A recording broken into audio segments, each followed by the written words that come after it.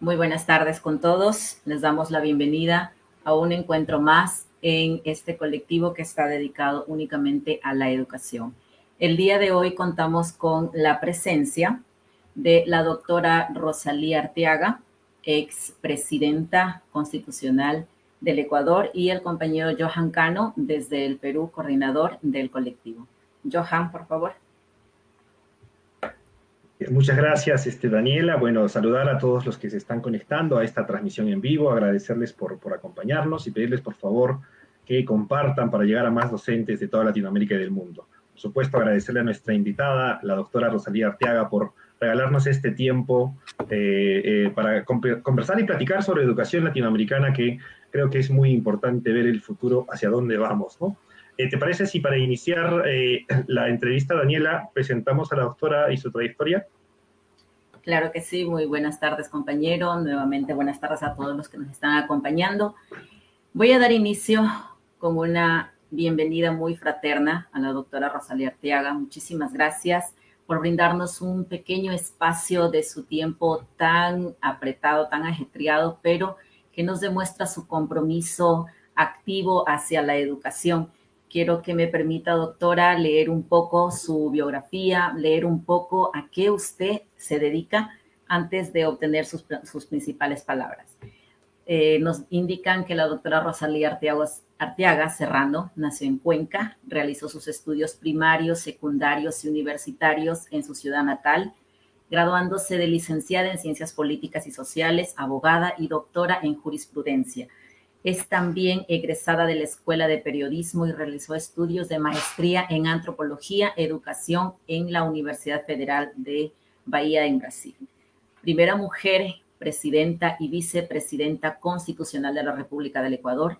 Fue viceministra de Cultura y ministra de Educación. Permítame decirle que es un privilegio ser parte de las mujeres del Ecuador, sabiendo que usted fue una de las primeras o la primera en ser nuestra presidenta constitucional. Actualmente es presidenta ejecutiva de la Fundación FIDAL, miembro de la Academia Mundial de Artes y Ciencias. Se desempeña como miembro del Consejo Directivo de la Biblioteca de Alejandría en Egipto. Es miembro de honor de la Real Academia de Doctores de Europa. Es maestra, asesora, miembro de algunas entidades dedicadas a la educación, cuidado del medio ambiente, de asuntos políticos en este país y en algunos países a nivel mundial. Ha recibido también la más alta condecoración por parte de la Asamblea Legislativa del Estado de Goiás en Brasil.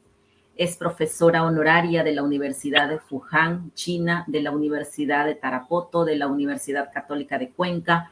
Es doctora honoris causa de la Universidad Internacional de California, compañera distinguida de la Sociedad Americana de Ciencias Políticas y Diplomáticas, Academia Numerari de la Academia Internacional de Ciencias Sociales. Para aumentar un poco más a esta larga trayectoria, ha escrito 15 libros de ensayo, prosa, poesía, poesía de cuentos, literatura infantil, juvenil. Sus poemas han sido parte de varias antologías del Ecuador y en otros países. Dicta conferencias, promueve la educación y el cuidado del medio ambiente. Muy buenas tardes, doctora Rosalía Arteaga. Queremos obtener sus palabras como inicio. Muchas gracias, en primer lugar, Daniela y Johan, por esta invitación para participar en este conversatorio. Sabemos que es un grupo de docentes, de maestros, ubicados en diferentes lugares del mundo, y a mí me encanta hablar con los docentes. En esencia, soy una maestra, lo he sido durante mucho tiempo y realmente considero que tenemos la mejor profesión del mundo. Así es que me siento entre pares y muy contenta de poder conversar con ustedes el día de hoy. Muchísimas gracias. ¿Le parece, Johan, si empiezo con la primera pregunta? Adelante, compañera. Gracias. Los docentes, como usted lo acaba de decir, abrazamos todos los días la educación. Quisiera conversar con usted acerca del modelo educativo, el cual ha hecho hace muchas décadas, lleva, creo, ya el mismo modelo. Pero, ¿qué hacer, doctora, para que esta educación que se está rezagada ya en el mundo de hoy, hacerla cambiar? ¿Cuál sería el objetivo máximo de la educación, doctora, en la actualidad? A ver, la pregunta tiene muchas aristas y yo voy a intentar dar respuesta a algunas de las inquietudes, empezando por la final. ¿Qué pretendemos con la educación? Yo diría que formar a buenos ciudadanos, ¿m? Que parece simple, pero no lo es tanto, porque además de los conocimientos en ciencias, en las diferentes asignaturas y materias, nosotros estamos formando a seres humanos y cada vez más el papel del profesor ha sido inclusive sustitutivo del de los padres, porque antes de la pandemia, me voy a referir, los papás iban y depositaban a sus hijos en la escuela y allá, pues, ¿no? Que los formen, sin darse cuenta de que hay un binomio inseparable que es la escuela y el hogar, es decir, los padres de familia y el profesor, y de esto no pueden desentenderse. Me parece que la pandemia en algo ha cambiado esa percepción porque al menos los papás y las mamás se han dado cuenta de lo importantes que son los maestros. Primero porque no saben qué hacerse con los hijos en la casa. Y si tienen varios y tratar de satisfacer que la computadora, que el iPad y además la dedicación que implica, pues de alguna forma creo yo que se tomó en cuenta y la sociedad se dio cuenta de la importancia de los maestros. Muchos están suspirando porque se reabran las escuelas a pesar del temor del contagio y creemos que hay que volver lo más rápidamente posible a las aulas y en los países en los que todavía no se ha vuelto.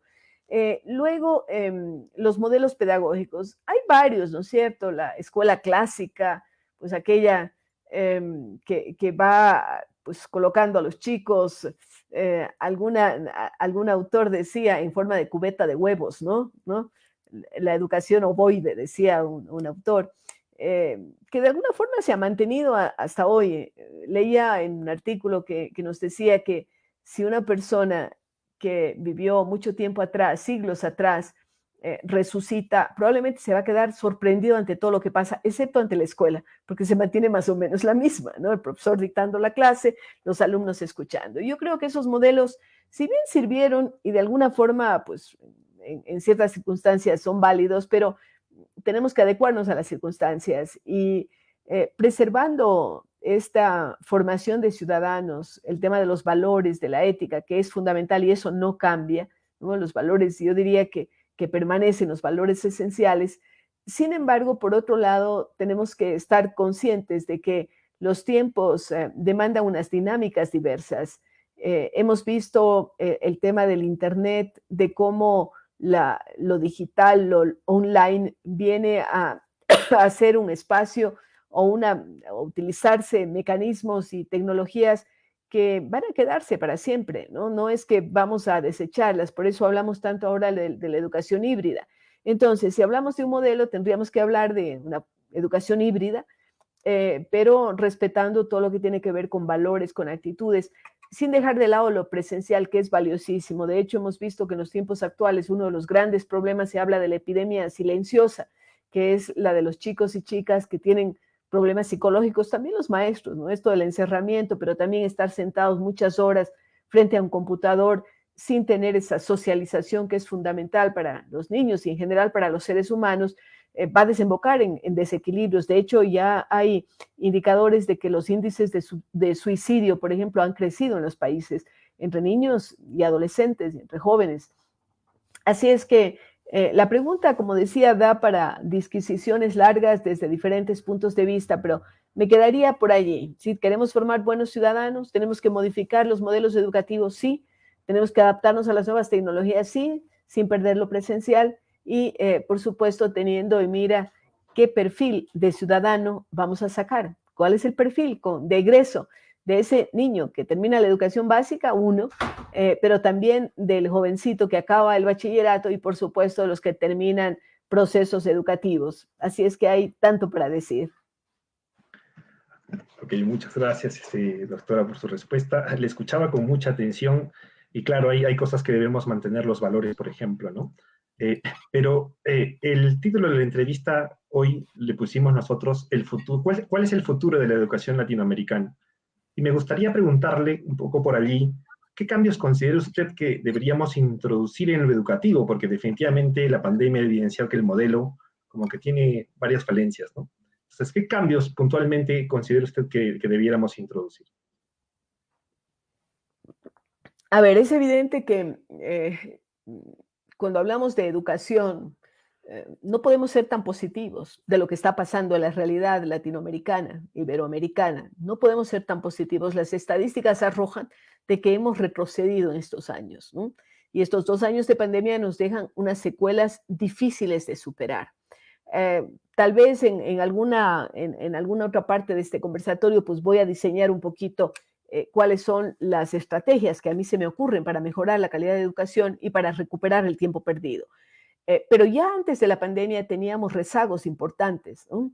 Si usted se pone a evaluar lo que pasa con las pruebas PISA, los países que se han sometido a este tipo de pruebas elaboradas por la OCDE, los sitios que ocupa América Latina son muy bajos.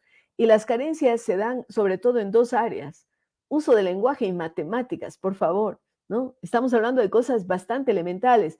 Yo recuerdo, Johan, yo fui ministra del Ecuador hace un montón de tiempo, en el año 94. En ese año nosotros planteábamos una reforma educativa muy importante y hablábamos de que cuál es el perfil del estudiante de educación básica cuando termina la básica. Aquí en el Ecuador pues va hasta lo que antes era el tercer curso de colegio, ¿no? Ahí termina. Y decíamos, ¿qué queremos conseguir que un niño, un jovencito casi, que termina la educación básica sepa? Y decíamos 4 cosas fundamentales. Y le debo decir que cuando escuché hace 2 o 3 años ya a Pinker, al gran filósofo norteamericano que toca mucho temas de educación, él decía lo mismo ahora, 30 años después casi. 4 cosas. Lectoescritura del propio idioma. No estamos hablando ni siquiera de una lengua extraña, del propio idioma, de la lengua que uno mama de su madre. Esa es la lengua, el propio idioma. Y entonces, si hablamos de lectoescritura, sabemos, y ustedes maestros lo saben mejor que yo, que hay varios niveles de lectura, pero a mí me ha pasado, Johan y Daniela, que voy a dar clases de posgrado en Bolivia, en Chile, en Ecuador, en varios países, y me encuentro con profesores de posgrado que no saben leer bien su propio idioma, y estamos hablando de doctorandos, gente que está asumiendo ya, y en educación además. ¿Y por qué? Porque yo le digo, a ver, lea, y de pronto pasan la lectura más o menos, ¿no? Con ese cacareo que a veces a uno le molesta, y luego después uno da la vuelta a la página y dice, a ver, explíqueme qué dijo allí, y se me queda en buena parte. Y cuando yo digo, ¿y qué es la esencia? ¿Qué es lo que quiere conseguir? Y los intertextos y todo esto, y se me quedan casi todos. Entonces, estamos hablando de que la lectoescritura que damos por sobreentendido, que ya los estudiantes universitarios saben, pues tiene que basarse en la escuela. Entonces, lectoescritura, matemáticas elementales. No hablamos de manejo de computadoras, ni mucho menos. Hablamos de suma, resta, multiplicación, división, raíz cuadrada y regla de 3. ¿Que alguien puede decir, óigame, eso está pasado? No está pasado, porque para usted trabajar con algoritmos, tiene que manejar las matemáticas elementales, porque para usted ser un programador de computación necesita saber matemáticas, ¿no? Y que además forman su pensamiento lógico. Desarrollo del pensamiento. ¿Qué tenemos como desarrollo del pensamiento? La creatividad, la capacidad de ser propositivos, aquello que llamaba Walter Reich, que fue secretario del Trabajo durante la primera administración Clinton, y él sacó un libro que a mí me impactó mucho en esa época, estamos hablando de hace varios años, algunas décadas, y él decía, pues, los trabajadores se clasifican en trabajadores rutinarios de servicios y analistas simbólicos. Analistas simbólicos somos los que son capaces de resolver problemas, ¿no? Hacia allá vamos con el desarrollo del pensamiento, a resolver problemas. Y el cuarto son valores y actitudes, ¿no? En valores y actitudes entra desde la ética personal, una ética laica, no estamos mezclando con la religión, pero la ética está presente en la mayor parte de las grandes religiones, ¿no? Usted toma el decálogo o toma el Corán o toma la Torá, usted encuentra más o menos eso de no matar, no robar, no hacer daño. Sí, eso es importante, también en los tiempos actuales. Pero también hablamos de una ética más moderna, es decir, no hacerle daño a la naturaleza, por ejemplo, el tema del cambio climático. Entonces, usted ve que con esos 4 elementos que configuran un perfil de egreso de la educación básica, estamos hablando ya de una propuesta, que desafortunadamente tenemos que seguirla manteniendo. Habríamos querido superar aquello que lo enunciamos hace algún tiempo, pero que lo encontramos cuando asistimos a eventos internacionales y encontramos que se está hablando de lo mismo. Es decir, eso queremos conseguir. No lo hemos conseguido en América Latina. El futuro no es tan bueno porque nos quedamos rezagados. ¿Cuántos científicos está produciendo América Latina? Nosotros en FIDAL estamos trabajando mucho en capacitar a los profesores en STEM, ¿no? Y en eSTEM, porque hemos hecho nosotros un aporte poniendo la ética. Por eso hablamos de eSTEM, le ponemos una E delante del STEM o del STEAM también, ¿no? Con el arte. Pero ¿cuántos científicos estamos produciendo? Estamos solamente absorbiendo lo que nos viene de fuera. ¿Cuáles son los aportes que América Latina le está dando?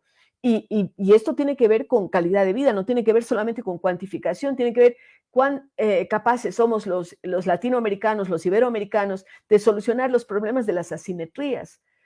De tiempo en tiempo, ustedes tuvieron recientemente elecciones y encontramos que muchas veces los que ganan son los mejores vendedores de esperanza, los que le venden la esperanza al pueblo, y que después se defrauda y 4 años eligen al totalmente contrario, ¿no? Pero no tenemos políticas de Estado. En educación tenemos que trabajar con políticas de Estado. ¿Sí? ¿Qué es lo que pretendemos hacer como países? ¿Qué queremos? ¿Hacia dónde podemos llegar? Y para terminar un poco esta reflexión, podemos mirar alrededor. ¿Qué está pasando en el mundo? Taiwán o Corea eran países que estaban bien atrasados. En la época en que Taiwán obtiene su independencia después de la revolución maoísta en China, Taiwán, una isla pequeña, además siempre con la espada de Damocles que pende, ¿no? Porque China la quiere absorber, hace 40, 50 años tenía un desarrollo mucho más bajo que Perú, que Ecuador, ¿sí? O que cualquiera de nuestros países. Y vaya a ver ahora el PIB, y vaya a ver la producción de científicos. Pensemos en Israel. Israel, ¿qué tenía cuando se fundó la nación de Israel después de la Segunda Guerra del país de Israel? Porque ellos eran una nación, la nación judía. ¿Qué tenía? No tenían ni agua. Desarrollaron técnicas de cultivo por goteo porque se veían obligados a hacerlo, porque si no, esos desiertos no producían nada. Y es el país que tiene, primero, el mayor índice de emprendimientos exitosos, la mayor parte tecnológicos, y tiene además el mayor rating de premios Nobel comparando el número de habitantes de su población. ¿Cómo lo hicieron? Trabajando, pensando en educación, invirtiendo en educación. Corea, por ejemplo, decidió invertir en educación. También tenían problemas serios. O Singapur. Un poco algunos países dentro de América Latina, Costa Rica un poco le apostó a eso. Argentina preperonista, cuando era la séptima economía del mundo, ¿no? Sexta, séptima economía del mundo era Argentina. Pero no hemos sido sustentables en las políticas y no hemos tenido tampoco esa visión de mirar hacia el futuro, porque en educación siempre tenemos que mirar hacia el futuro. Si usted quiere cosechar al día siguiente, pues no va a tener resultados. Ok, muchas gracias, doctora, por su respuesta. Sí, como lo digo, siempre es un aprendizaje de todos los días. Pero doctora, ¿qué está pasando con la educación principalmente en este momento en el que estamos viviendo esta pandemia que azotó no solo al Ecuador, no solamente al Perú, sino al mundo entero? ¿Qué debería cambiar, doctor, en la educación para minorar esa desigualdad en el acceso a la educación que tanto niños y niñas tienen en esta crisis? Si estamos hablando de que de cada 10 niños, 6 únicamente tienen el acceso a todas las plataformas que en educación se están implementando. ¿Qué podemos hacer nosotros para minorar toda esa brecha y para que todo ese modelo educativo que usted nos dice del sembrar para cosechar vaya mejorando, principalmente en los países latinoamericanos, que nos estamos quedando a miles de años luz con los países ya desarrollados? Daniela, con ese tipo de preguntas usted se está arriesgando a que yo agarre y hable al menos media hora de corrido. Voy a intentar no hacerlo, pero es una pregunta que tiene una complejidad y que implica unas respuestas concretas. Primero, el futuro no es bueno. La UNESCO y la UNICEF dicen que hemos perdido al menos una década. O sea que para recuperar, pues nos va a costar duro. El nivel de deserción escolar es muy alto. En Ecuador se habla de más de 200,000 niños que después de la pandemia no han regresado a clase, ¿no? O que durante la pandemia dejaron de asistir, o porque sus papás se movieron, que antes trabajaban en la ciudad y regresaron al campo y sus niños están desaparecidos para la escuela, o porque no tienen aparatos para conectarse. o porque no tienen conectividad, porque sus papás perdieron el trabajo, en fin, cerca de 200,000. Si a eso le sumamos 300,000 que ya no asistían a clase antes de la pandemia, estamos hablando de 500,000 de niños y jóvenes, gravísimos. Luego, también tenemos que pensar en que la pandemia nos cogió desprevenidos a todos, inclusive a los profesores. Una cosa es dar clases presencial y otra cosa online. Usted tiene que utilizar más recursos. Usted trabaja con niños pequeños que conservan la atención, en el mejor de los casos, 10 minutos seguidos, ¿no? Y luego se cansan y quieren ir a jugar y usted les obliga a estar sentados. No, esa no es la forma tampoco. Entonces, si usted habla con los padres de familia, se da cuenta que prácticamente todos dicen que sus niños aprendieron menos, inclusive los de las escuelas privadas, que aprendieron menos que cuando lo hacían presencialmente. Esto es dramático. Entonces, 10 años de pérdida es grave. Yo diría que hay que hacer cosas radicales si queremos recuperar esa década, pero no es imposible. Va a depender mucho de la decisión política de los gobiernos y va a depender del compromiso de maestros y padres de familia y de la sociedad en su conjunto. Mire, no me han hecho caso en el Ministerio de Educación, pero ni en el anterior gobierno ni en este, pero yo vengo proponiendo algunas ideas. Ustedes recuerdan cuando después de la Segunda Guerra Mundial Europa quedó destruida, sí, sí lo recuerdan, ¿verdad? Porque fue más que nada una guerra europea, no fue tan mundial, pero fue europea. Europa quedó destruida. Estados Unidos desarrolló un programa que se llamaba el Plan Marshall para recuperar Europa, hacer carreteras, generar empleo y todo. Bueno, yo digo que en Ecuador y en general en Iberoamérica deberíamos hacer una especie de Plan Marshall, pero que yo no le llamaría Marshall, le llamaría el Plan Minga. Entiendo que en Perú también usan la palabra minga, ¿verdad? Es el trabajo colaborativo. Lo usamos mucho en los países andinos y quiere decir que todos nos involucramos en conseguir el objetivo, construir la casa, hacer el canal para que vaya el agua, en este caso, mejorar la calidad de la educación. Y entonces mi propuesta en esta minga tiene que ver con al menos 4 puntos fundamentales. Uno, hacer que la conectividad sea parte de la canasta básica de las familias. Es decir, que no haya ni una sola familia que no tenga conectividad, ¿no? Servicio de Internet.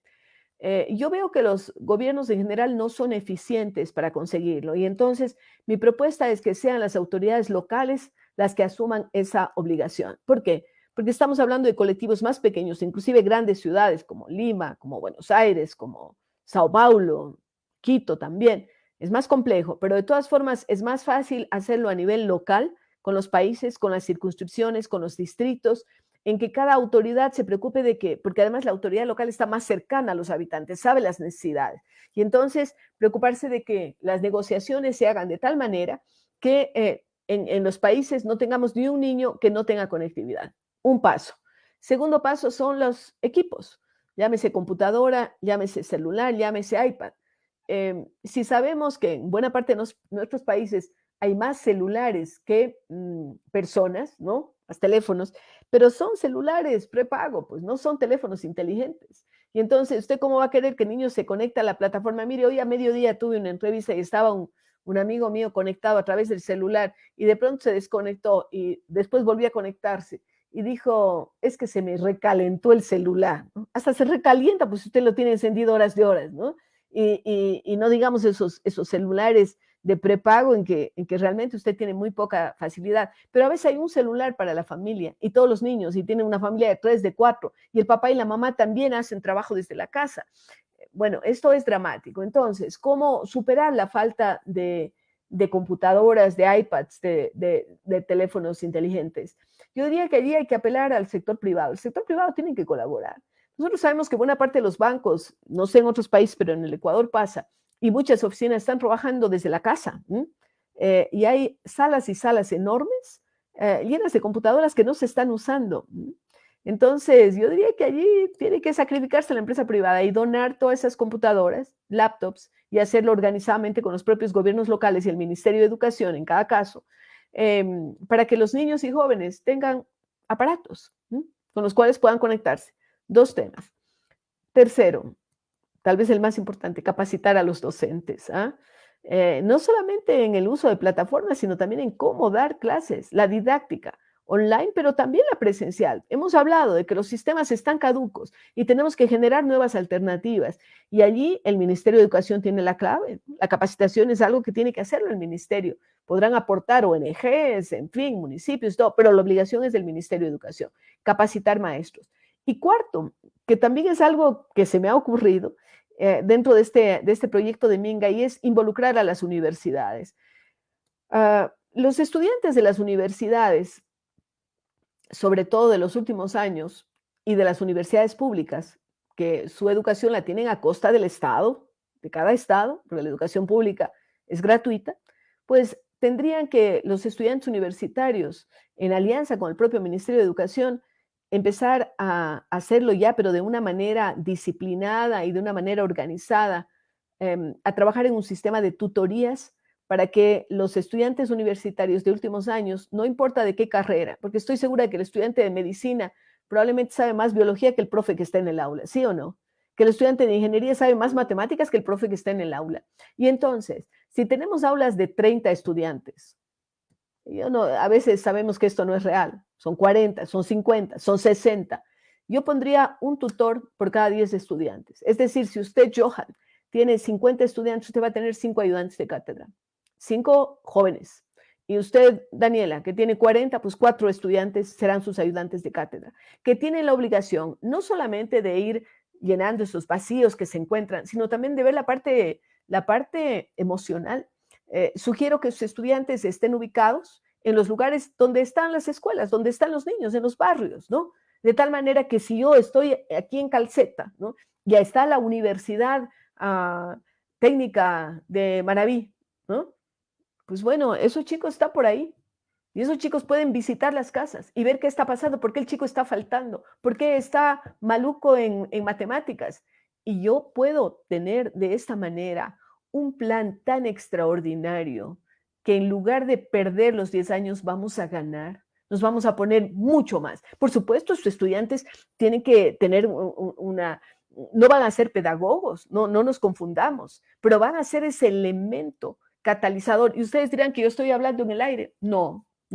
En Fidal tenemos una escuela de liderazgo y teníamos antes de la pandemia 50 chicos cada 6 meses aprendiendo a ser líderes con una modalidad blended. Y cuando nos llegó la pandemia, pues ya no podíamos tener los chicos dentro de una casa que alquilábamos de retiros para que los chicos duerman inclusive allí. Y decidimos, bueno, pues vamos a hacer online. Por supuesto, nos matriculamos todos en curso de tutores online con una universidad que nos dio la posibilidad, la UNIR, la Internacional de La Rioja. Todos sacamos nuestro título de tutores online. Puse a todo mi gente a hacerlo. Y después decidimos llamar a los exalumnos. Y dijimos, a ver, ¿quiénes quieren ofrecerse como tutores? Y tuvimos de sobra tutores. Ya no aceptamos 50, sino aceptamos 80. Casi duplicamos el número de estudiantes online. Y cada chico tenía a su cargo 10. No se imaginan la cantidad de reuniones que tenían, lo que detectaban, el apoyo que significaban, y después nos mandaban reportes. Si se lo puede hacer, sí se lo puede hacer. Entonces yo propongo el plan Minga, un plan que comprenda estos 4 ejes: conectividad, computadoras, capacitación a los docentes y tutorías de parte de los estudiantes universitarios. Créanme que además los estudiantes universitarios van a aprender mucho, porque no va a ser solamente que están dando el servicio y apoyando. Nosotros en el Ecuador, no sé cómo es en otros países, tenemos un sistema de medicina rural, odontología rural, donde los jóvenes de estas carreras hacen sus años, diríamos, de práctica. Bueno, que participen todos, ¿no? Y como estamos en emergencia, pues tenemos que hacerlo al menos los primeros años de forma gratuita, como una compensación porque están recibiendo clases gratuitas en las universidades. Estoy segura que vamos a tener, no que obligar, que va a haber mucha gente voluntaria que quiera participar en esta experiencia y América Latina podrá recuperar el bache en el que estamos metidos. De lo contrario, le veo muy poco futuro, créanme, lastimosamente. Espero, Daniela, haber contestado un poquito a su pregunta, aun cuando me he alargado. No un poquito, muchísimo la contestó.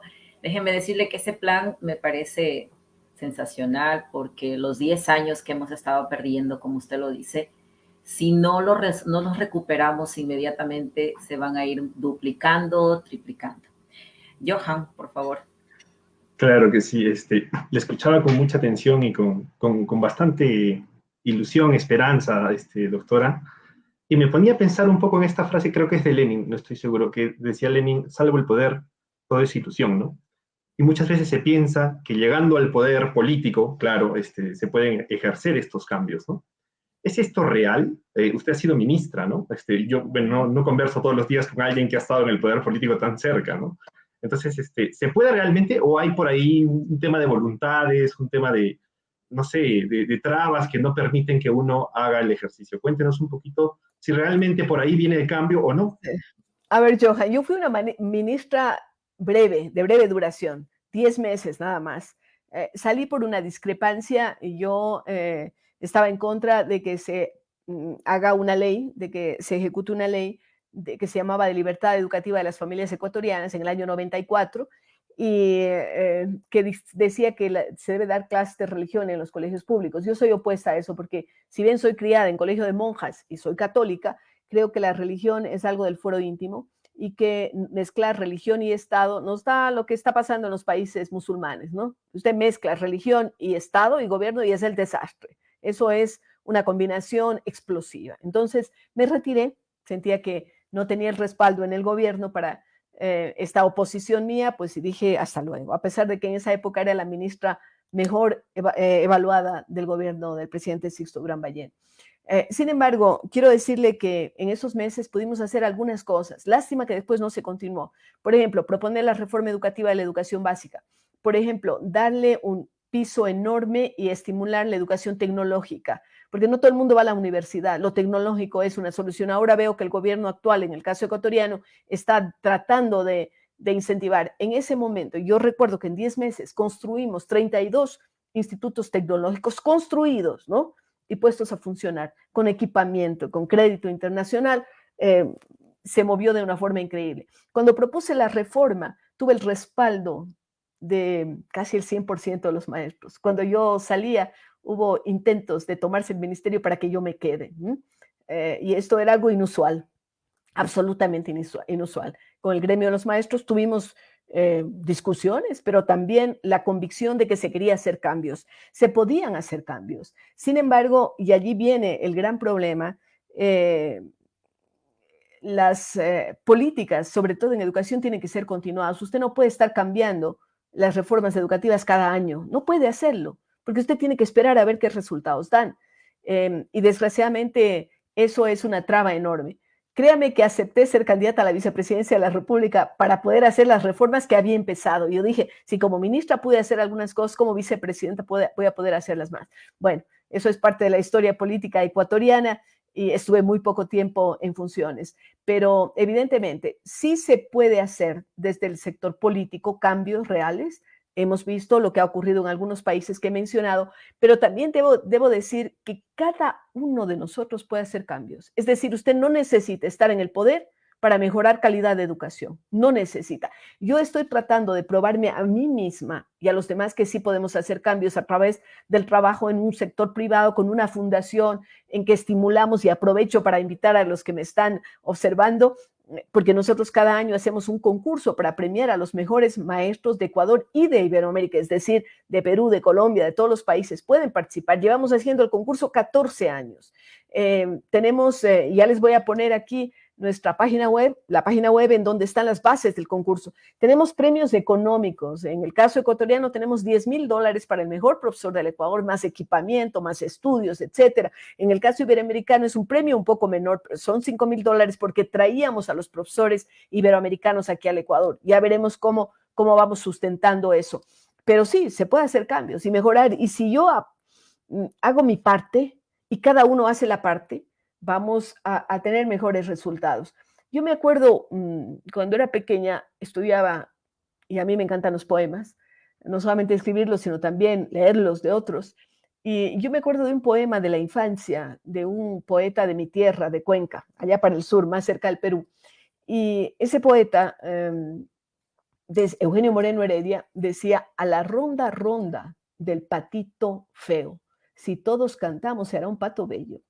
Es decir, ese está, el trabajo colaborativo, la minga, cada uno de nosotros, ustedes, maestros que están agrupados, están haciendo su parte también, porque están poniéndose en contacto, están aprendiendo unos de otros, están inquietos después de sus horas de trabajo diarias que uno acaba cansado y dice, bueno, me voy a mi cama. Pues no, aquí están, conectados al StreamYard, casi digo el Zoom, pero al StreamYard, podemos y debemos hacer el cambio, sí lo podemos hacer. Ya Okay, Johan muchas gracias. puso aquí que gracias, porque puso la página web. Hasta el 21 de febrero pueden presentar sus proyectos, lo que están haciendo en el aula. Cualquier profesor de escuela o colegio de todos los países iberoamericanos. Ojalá tengamos todavía la oportunidad de presentarlo. Así es, doctora. Ya le vamos a estar poniendo en los comentarios también para todos los maestros que nos siguen. Muchas gracias por su respuesta. Me quedé pensando en muchas cosas. Le comento que en el Perú, por ejemplo, todavía en el diseño curricular está el curso de religión y se da la religión católica, ¿no? En la pública, en la escuela claro, pública. en la pública, sí. Entonces, la felicito por esa Ecuador postura, ¿no? tuvo una sola revolución, que fue la revolución liberal liderada por Eloy Alfaro. Y la revolución se hizo para separar Estado e Iglesia. Y fue una revolución sabia, que evita confrontaciones y evita todas esas distorsiones. Como le digo, soy católica, me crié, me formé en un colegio de monjas, estudié en ese colegio, trabajé casi 20 años como profesora, pero sigo creyendo en la separación muy saludable de Iglesia y Estado. No sabía que en el Perú tenían esa disposición. Bueno, yo me imagino que, claro, concuerdo con usted, ¿no? De que cada uno tiene la libertad de poder escoger y eso debería ser algo del hogar. Pero en fin, eso demuestra que en Latinoamérica todavía hay muchísimo que hacer. Daniela, por favor, adelante con la siguiente pregunta. Claro que sí, muchas gracias, Johan. Doctora, hemos hablado mucho de un sistema, de un modelo educativo, pero ¿qué pasa con los docentes, doctora? ¿Usted cree que el rol del docente ecuatoriano y latino está desvalorizado? ¿Qué debería de hacer el gobierno de turno? ¿Qué deberíamos de hacer nosotros los docentes para nuevamente ganar ese valor? El ya no, como antes se decía, denme trabajo más que sea de profesor, sino para que el docente sea valorado y nosotros mismos nos valoremos en esta educación que abraza todos los días. Efectivamente, Daniela, yo me acuerdo cuando recién posicionada de ministra se acerca un señor y me dice, dele a mi hija un trabajo aun cuando sea de profesora, como que fuera lo último de lo último. Creo que mejor me pedía con más entusiasmo que fuera la que maneje el bar de la escuela o algo así, ¿no? Hay que jerarquizar al maestro y esto lo hemos intentado, seguimos trabajándolo, el concurso tiene ese objetivo, mejorar el autoestima. Nosotros los maestros tenemos que creernos que somos buenos. Yo creo que hay que empezar trabajando autoestima, ¿no? Por supuesto, mejorar salarios, ¿no? Considerar que un docente tiene que ser el mejor preparado. En países como Finlandia, solamente los mejores alumnos pueden entrar a estudiar para ser maestros, pedagogía, ¿no? Solamente los mejores alumnos. Entonces, hay que mejorarlo. En el Ecuador, usted sabe que si saca pocos puntos, se inscribe para estudiar, a ser profesor. Cuando saca más puntos, puede llegar a medicina. Por favor, nosotros estamos trabajando con el elemento humano. La materia prima más importante que tiene un país es el cerebro de sus niños y jóvenes. Y eso estamos trabajando. Entonces, hablar con los padres de familia, decir nosotros tenemos un trabajo en conjunto que hacer, ¿no? Ustedes nos están encargando lo mejor que ustedes tienen. ¿Qué tienen que mejor? ¿La casa? No, los hijos. Y nos lo están entregando. Me parece que la pandemia a veces nos deja algunas cositas que podrían ser positivas. La mayor parte son negativas, sobre todo las pérdidas de vidas humanas. Pero tal vez sí, el profesor está siendo valorado porque los papás están extrañando que los chicos vayan a clases. Al menos eso estamos consiguiendo. Pero sí, hay que trabajar en mejores salarios, pero también en que debemos responder de debida forma a esa responsabilidad enorme que tenemos de formar mentes, ¿no? De formar seres humanos. Eso es fundamental. Otra cosa, yo cuando a veces hablo con chicos estudiantes de pedagogía, les digo, ¿ustedes quieren de verdad ser maestros por vocación? Porque si lo tomaron por descarte, yo les diría que se vayan, chao, olvídense, no sean profesores. Eso no es una profesión de descarte, es una profesión de misión, de vocación, de mística. Si usted no tiene esa vocación, chao, váyase. Y a veces me quedan diciendo, pero si estamos aquí para oír la charla, para que nos estimulen, sí, pero si no quieren, si lo tomaron simplemente como una opción porque no les quedó más remedio, o porque el abogado que no consiguió trabajo de abogado y el ingeniero que no consiguió trabajo de ingeniero, simplemente dice, bueno, voy a ser profesor. Como una cosa así de suplencia de algo que no es de corazón, yo no lo considero un buen profesor. Así es que hay que trabajar mucho en el tema vocacional y, por supuesto, hacer entender que ser profesor es la mejor profesión del mundo, no hay otra. Mire, cuando estamos hablando de salud, estamos hablando de que lo más importante es educación para la salud, o que no, que aquello de lavarse las manos no tiene que ver con la educación. Algo que decimos siempre, lávese las manos antes de comer, después de ir al baño.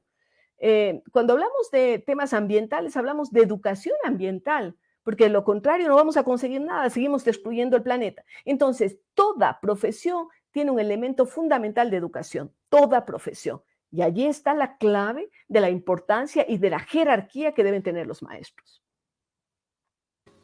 Creo que esa motivación, como usted lo dice, tiene también que venir por parte nuestra como docentes, sí, y también por parte de los gobiernos de turno, porque estamos quedando totalmente rezagados, como usted lo dice. Las familias están extrañando la escuela porque ya no están sus hijos en la escuela, están ahí en la casa con ellos todos los días. Entonces, ahora sí nos extrañan a los docentes, porque estábamos cumpliendo rol de enseñar a sus hijos y de cuidarles a sus hijos. Ese es el rol que nos han dejado a nosotros como docentes.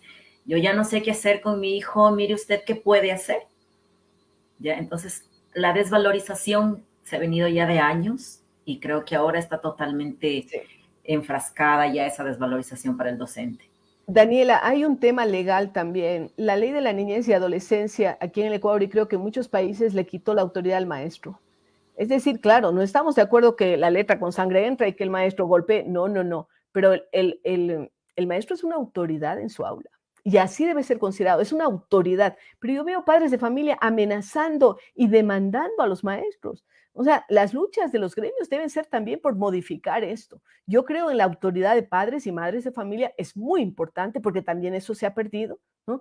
Y la autoridad de los maestros, cada maestro es una autoridad en su aula. Y esto no podemos perderlo. Desgraciadamente las leyes hacen que un maestro tenga miedo hasta de calificar, porque le vayan a llegar con la demanda. He visto maestros angustiadas. Esas leyes tienen que cambiarse. Parece que como docentes tenemos todo en contra, pero no creo que está todo perdido. Mientras existan maestros con convicción, maestros que amen la educación y que amen el trabajo, creo que podemos hacer muchísimas cosas. Johan, por favor. Ok, gracias, Daniela. Bueno, para los que nos están viendo, ahí está la página, la estamos mostrando en los comentarios, fidal-amlat.org, es la ONG que dirige, por supuesto, nuestra invitada, la doctora Rosalía. Bueno, ahí pueden presentarse el concurso para los maestros de Ecuador, como mejor docente de Ecuador, y también para el mejor maestro latinoamericano. Bueno, doctora, yo quisiera hacerle la siguiente pregunta. Estaba revisando un poco sobre su trayectoria. Déjeme decirle que la admiro muchísimo. Gracias. Para mí usted es una mujer excepcional. Leí sobre su libro, La Presidenta, por ejemplo, el secuestro de una protesta, ¿no? Y me llamó mucho la atención un poco ese aspecto político suyo, ¿no? Sentí que de alguna forma la acorralaron, ¿no? Cuando fue o debió ser presidenta y como que se pelearon por el poder, ¿no? Entonces, siento que en el caso suyo, por ser mujer, tuvo una relevancia mayor. Me gustaría que de pronto diera un mensaje sobre el rol de la mujer y el vínculo que este debe tener en una sociedad en donde, por ejemplo, ahora los feminicidios se han disparado, ¿no? ¿Cómo ve usted la educación enfocada en este aspecto? También hay varias aristas de esas preguntas. Primero, decirle que a veces las pioneras nos toca pagar el precio. Y a mí me ha tocado. Me tocó ser la primera mujer ministra de Educación, la primera vicepresidenta, presidenta, la primera secretaria general del Tratado de Cooperación Amazónica, ¿no? Con sede en Brasilia, que recorría todos los países de la cuenca amazónica. Y a veces el hecho de empezar, ¿no? Hace que surjan situaciones complejas como la que se dio en el año 97 en el Ecuador, cuando de una forma grotesca se burló la Constitución, ¿no? Se adujo que había un vacío legal, era mentira, no había tal vacío legal, y se desconoció la existencia de la vicepresidencia de la vicepresidenta y se nombró al presidente del Congreso de la época, ahora se llama Asamblea, para presidente de la República. Y yo sí, y lo mencioné en el libro que usted gentilmente también lo ha tocado, lo dije, sí, por el hecho de ser mujer, porque Hay casos anteriores, por ejemplo, cuando falleció el presidente Roldós, nadie cuestionó que el vicepresidente Hurtado asumiera. Y después de mí, cuando se dieron golpes de Estado, cuando se dieron situaciones, en el caso Mauad, en el caso Lucio Gutiérrez, nadie cuestionó que fueran los vicepresidentes hombres los que asumieran. Creo que también había una dosis de machismo en las Fuerzas Armadas de mi país, porque para algunos era difícil aceptar que una mujer fuera general en jefe de Fuerzas Armadas, porque ese es el rol que tiene también uno como presidente de la República. Ahora las cosas han cambiado, tenemos generales, tenemos gente, han pasado más de 20 años y por supuesto 25 años en realidad, como vuela el tiempo. Y por supuesto hay más opciones para la mujer, sin que esto quiera decir que se hayan superado todas las trabas. Todavía a las mujeres nos cuesta más llegar, ¿no? Y nos cuesta más mantenernos. Yo debo decir que en mi casa no sentí machismo ni no sentí discriminación. Yo soy la primera de 4 hermanos. Mi hermano, el único varón, es el que me sigue y luego 2 mujeres. Y yo creo que mi padre y mi madre jamás hicieron ningún tipo de diferencia entre nosotros. Yo sabía que tenía toda la opción de estudiar, que tenía, por supuesto, que trabajar duro. Empecé a trabajar muy jovencita y esto ayudaba también a financiar lo que yo quería tener, qué sé yo, lo conseguía con mi trabajo. Pero indudablemente las cosas van cambiando. Le cuento que ahora, y le cuento porque vi que hay muchos profesores, estaba echando una mirada al Facebook, están de Arequipa, están de México, están de Bolivia, ¿no? Países entrañables que quiero muchísimo, de Colombia también, me parece. Y siento que las cosas van cambiando. Por ejemplo, según la última ley de elecciones en el Ecuador, a partir del año 2025, siempre los binomios de presidenciales van a tener que estar integrados de una forma en que haya ese balance. Si hay un candidato a presidente hombre, tiene que haber una candidata a la vicepresidencia mujer. Si hay un candidato a vicepresidente hombre, la presidenta será mujer. Es decir, a partir del año 2025 usted va a encontrar que en el Ecuador siempre va a haber o una presidenta o una vicepresidenta. Y esto es algo que me entusiasma. Ya no estaré solitaria por ahí en esos espacios, ¿no? Creo que, y la otra parte de su pregunta tenía que ver con el femicidio, con la violencia. Desgraciadamente en nuestros países todavía son tremendamente violentos, tanto que el lugar más peligroso para una mujer es su propia casa. La mayor parte de violaciones ocurren dentro del hogar, ¿no? El abuelo, el tío, el primo, el padrastro, ¿no? Son los que están violando a la niña. El tema del embarazo adolescente y embarazo de niñas es dramático. Niñas de 10 años que quedan embarazadas. No me va a decir que eso es por voluntad propia. No, no, no. Es imposible. Ahí hay una violación de hecho, de facto.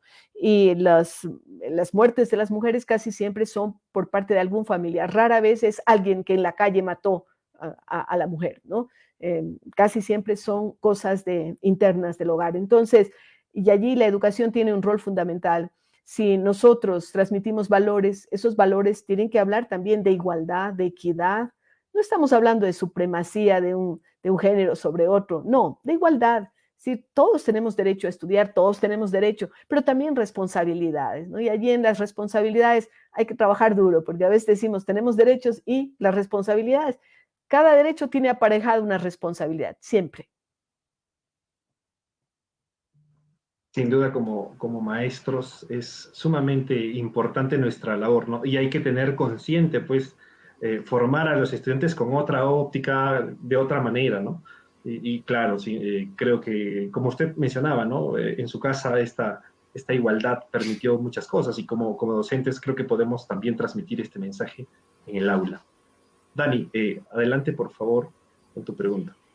Sí, no, más bien una pregunta era el enfatizar lo que usted nos acababa de decir. El rol de la mujer siempre ha sido opacado desde la edad antigua, edad media. La mujer siempre ha tenido sus derechos limitados, pero llegó un momento en el que la mujer dijo, no, ya basta, yo también puedo, y yo también puedo, y poniendo corazón. Una muestra, usted como mujer, que le ha dado muestras al Ecuador que las mujeres sí podemos, dado muestra al mundo que la mujer puede y puede lograr mucho. También queremos, como usted lo decía, en el Facebook tenemos muchas personas conectadas de diferentes países, tenemos de Perú, de Ecuador mismo, de Bolivia, de México, de Colombia, que nos están observando y felicitan su entrevista, felicitan sus palabras, su trayectoria. Quería también felicitarle a usted, pues estaba observando en el internet que uno de sus libros, Jerónimo, ha sido traducido a braille. Es un paso más y gigante para usted como escritora, que ya todos y las personas, no digámosles que tienen esta discapacidad, sino que tienen esta condición, también puedan acceder a este libro tan importante como el suyo, de nombre Jerónimo. Felicitaciones, cada uno de sus libros, he tenido la oportunidad de leer algunos muy buenos libros que nos dejan muy buenas enseñanzas. Yo siempre digo, una conversación con una maestra de su altura es un aprendizaje para todos los que nos están escuchando. En lo personal he escuchado ya algunas de sus conferencias personales y ahora virtuales y siempre es un gusto, es una satisfacción el escucharle a usted. El colectivo decidió entrevistarla por su trayectoria, por sus ánimos y por su lucha diaria por la educación, por el medio ambiente. Johan, tal vez si decimos algo. Ok, bueno, primero ya, en realidad, cerrar esta entrevista, el tiempo ha volado, de verdad que creo que podríamos estar varias horas platicando, es muy apasionante escucharla, doctora, sí, y trae esperanza, ¿no? En que se puede hacer el cambio, ¿no? Bueno, agradecer, por supuesto, a todos los que nos han visto, invitar a nuestros seguidores, por favor, a que nos apoyen, por favor, también enviando estrellas, ahora recién estamos aperturando esta función que nos va a ayudar en el colectivo, por supuesto, a seguir haciendo estos eventos que son gratuitos, públicos, abiertos para todos los maestros y que creo que sin duda también, como usted lo mencionaba, aportan a mejorar nuestra labor como maestros, ¿no? Bueno, saludar y agradecer también al maestro Gerardo Garza, un coordinador de colectivo que el día de hoy está de cumpleaños. Desde aquí le mandamos un abrazo fraterno. Y bueno, darle, maestra, un último momento para que dé sus conclusiones, de repente algún mensaje final, algún proyecto al que quiere invitar a los colegas. Adelante, maestra, ya para ir cerrando esta entrevista. Muchas gracias, Johan. Decía, porque estaba mirando que están también profes de Guatemala, saludos. Tuve la suerte de ser testigo de honor en la firma del acuerdo de paz entre la guerrilla y el ejército de Guatemala y fue un honor enorme que tuve hace algunos años. He tenido la suerte de visitar la mayor parte de países de nuestra América y de sentirme muy identificada, sobre todo con los maestros. También estimular a que sientan que lo que están haciendo es relevante, vale la pena.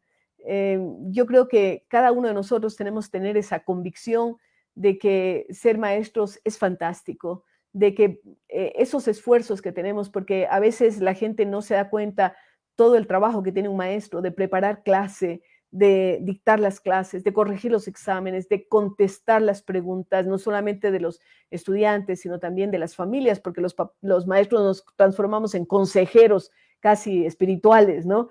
De nuestros alumnos y también de la comunidad. Vale la pena relevar aquello. También reiterar la invitación a que participen en el concurso de excelencia educativa, no solamente por el premio económico, sino sobre todo por el honor de participar, de saber que uno está trabajando de una manera adecuada y que somos capaces de llegar a la excelencia. Yo estoy segura de eso. Así es que agradecerles nuevamente. Me he sentido muy contenta de conversar el día de hoy con ustedes, decir que estoy a sus órdenes.